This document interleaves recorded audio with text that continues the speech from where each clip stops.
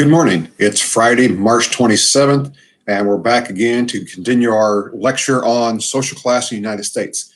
The question of the day is asking how many social classes does the book mention in this section that we're going over right now? There's a certain number of them. You'll be able to look in your book and figure that out, okay? So we stopped off yesterday with the upper middle class. Now, of all the classes, the upper middle class is the one most shaped by education.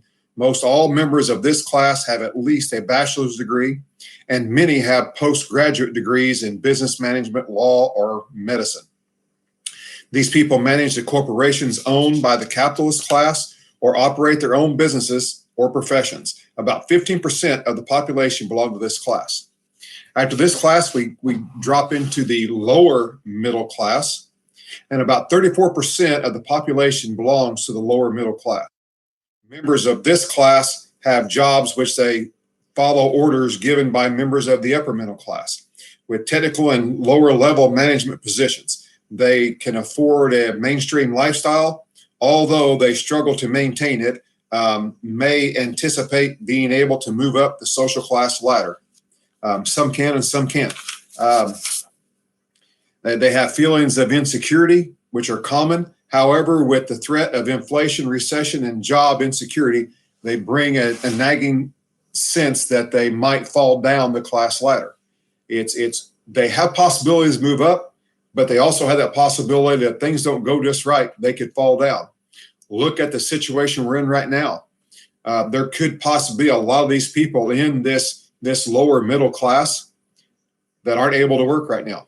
Don't have jobs they can work from home, don't have jobs that are considered essential that we've got going on right now, and they're probably going to apply for employment benefits to try to cope for a while, but there's that big threat right now that they might fall. They might fall from that lower middle class.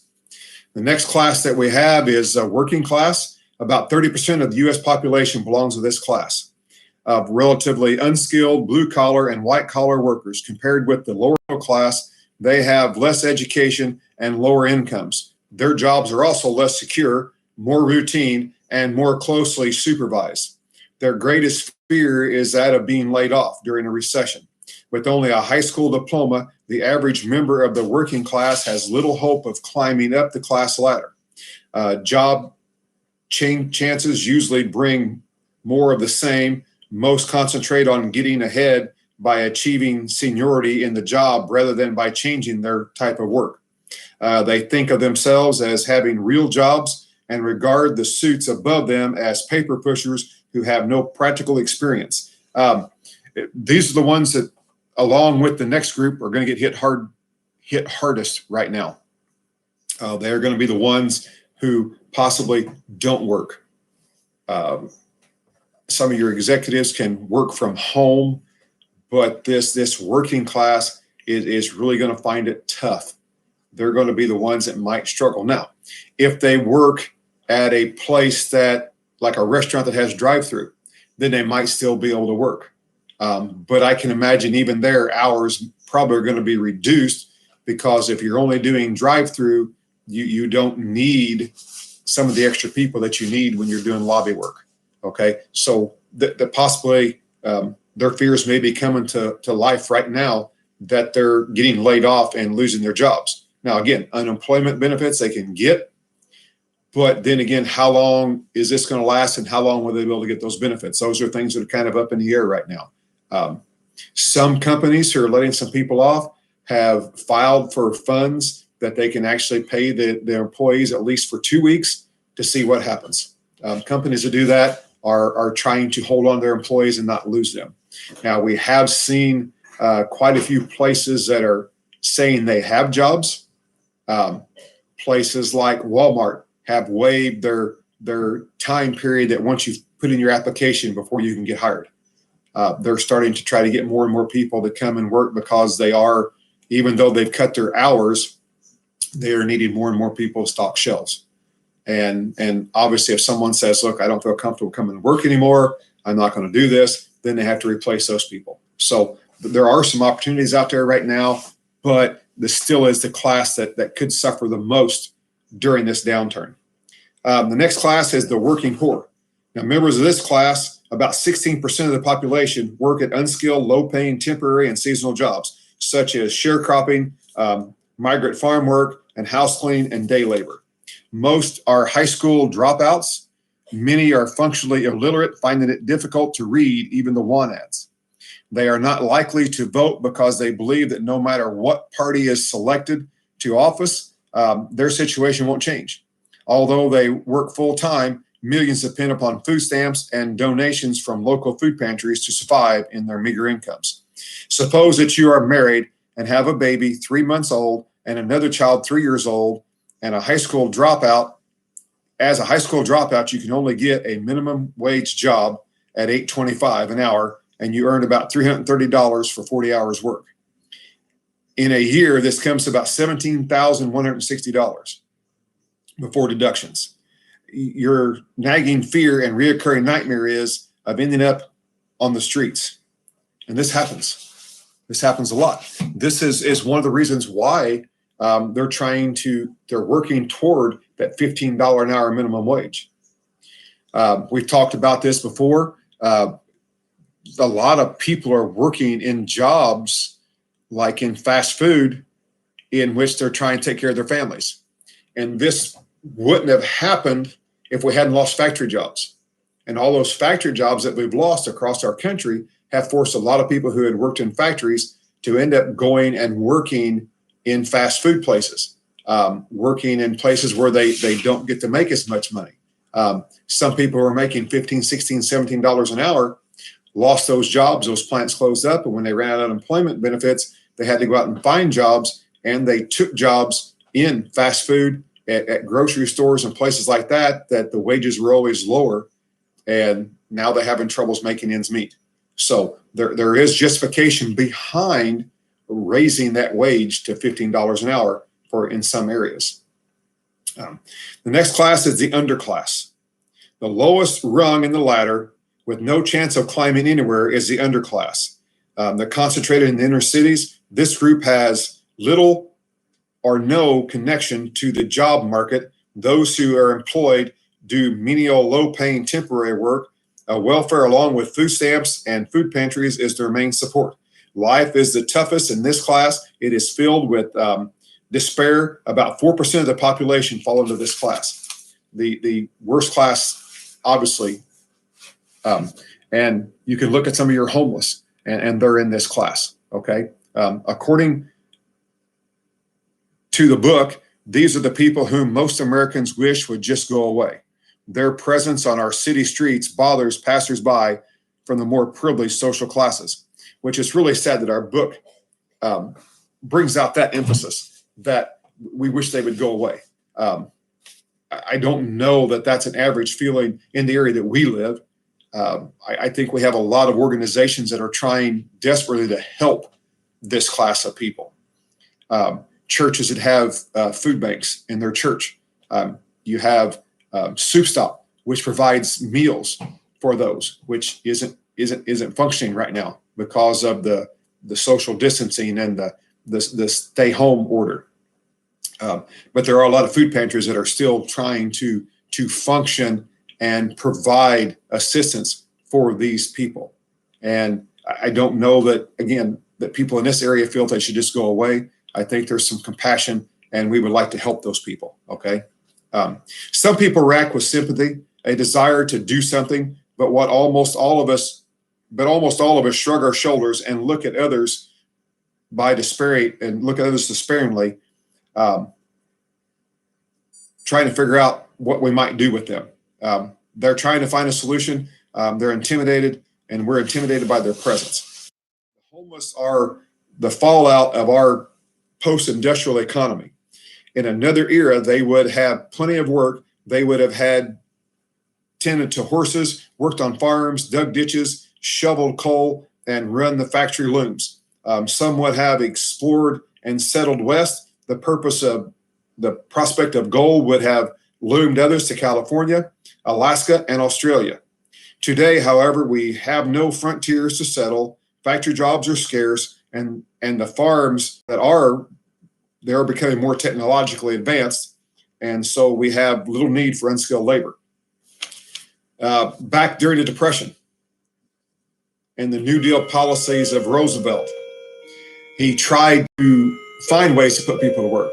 He had all those work camps that he set up, the CCC, places like that, in which he put them to work and allowed them to earn some money. We just don't have that today. It's just hard to get that to happen in today's society. We have unemployment benefits, and that's about it. Once they run out of those, people in this class, you're homeless and stuff, they have no place to turn. Okay, so it's a big concern right now. In your book, there's a couple examples I want to read to you. One of them is a consequence of social class. The man was a C student throughout school, and as a businessman, he ran an oil company into the ground. As self-confessed alcoholic until age 40, he was arrested for drunk driving. With his background, how to become the president of the United States. Accompanying these personal factors and the power of social class, George W. Bush was born the grandson of a wealthy senator, the son of a businessman who himself became president of the United States after serving as a member of the House of Representatives, director of the CIA, and head of the Republican Party. For high school, he went to the elite private prep school, Andover. His bachelor's degree to Yale, and he was given $1 million to start his own business. When that business failed, Bush fell softly, landing on the boards of several corporations. Taken care of even further, he was made a managing director of the Texas Rangers baseball team and allowed to buy a share of the team for $6, which he sold for $15 million. When it was time for him to get into politics, Bush's connections financed his run for governor of Texas and then for the presidency. This was the first George Bush, the one who was vice president under Reagan and who became president after Reagan. A lot of you might not have known those things about him, but that's how it happened. Now, does social class matter? Yes, it does. Think of social class as the broad structure with distinct approaches to life. So significant that it affects most every aspect of our lives: our health, our family, education, religion, politics, and even our experiences with crime and the criminal justice system. Okay, we're going to get into physical health in social class, and I'll read another example to you before we get going. If you want to get a sense of how social class affects health, take a ride on Washington's metro system. Start in the Blyton southeast section of downtown DC. For every mile you travel where the wealthy live in Montgomery County in Maryland, life expectancy rises about 1.5 years. By the time you get off, you will find a 20-year gap between the poorest blacks where you started the trip and the richest whites where you ended. It's something to think about. Social class affects health. As you go up the social class ladder, health increases. As you go down, health decreases. Age makes no difference. Infants born to the poor are more likely to die before their first birthday, and a larger percentage of the poor people in old age die each year than do elderly of the wealthy. There are many reasons why these happened. First, social class opens and closes doors to medical care. Okay, and there's another example here. Terry Takewill, a 21-year-old diabetic, lived in a trailer park in Somerville, Tennessee. When Zadie Hill May, Takewell's neighbor, found an unemployed carpenter drenched in sweat from fever, she called an ambulance. Takewell was rushed to the Methodist Hospital, where he had an outstanding bill of $9,400.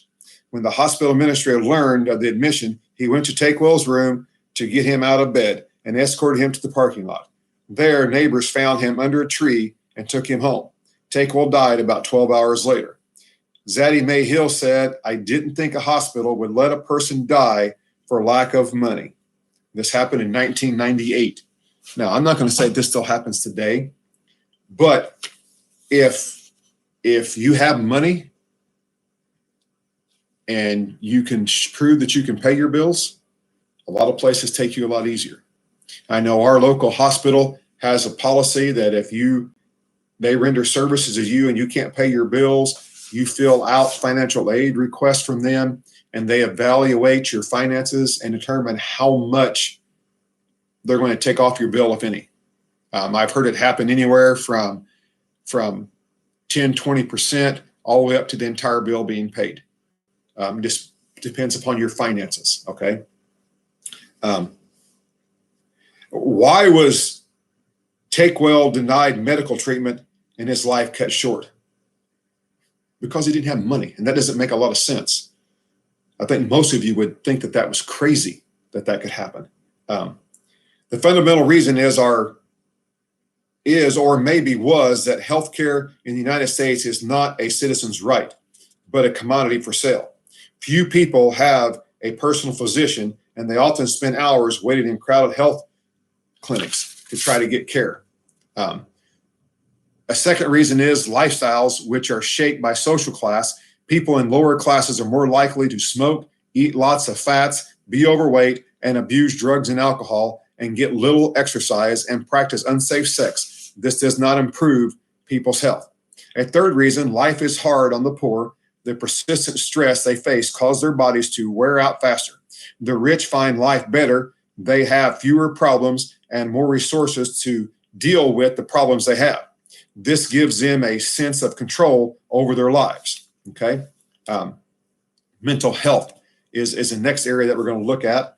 Studies from as far back as the 1930s have found that mental health of the lower class is worse than that of the higher class. Greater mental problems are part of the higher stress and that accompanies poverty. Poor people have less job security, have lower wages, and are more likely to divorce, to be victims of crime, and to have more physical illness. Aided with the bill collectors and the threat of eviction, this shows that it can deal severe blows to the people's emotional well-being. People higher up the social class do experience less stress in daily life, but their stress is generally less and their coping resources are greater. So we finished up covering the social classes.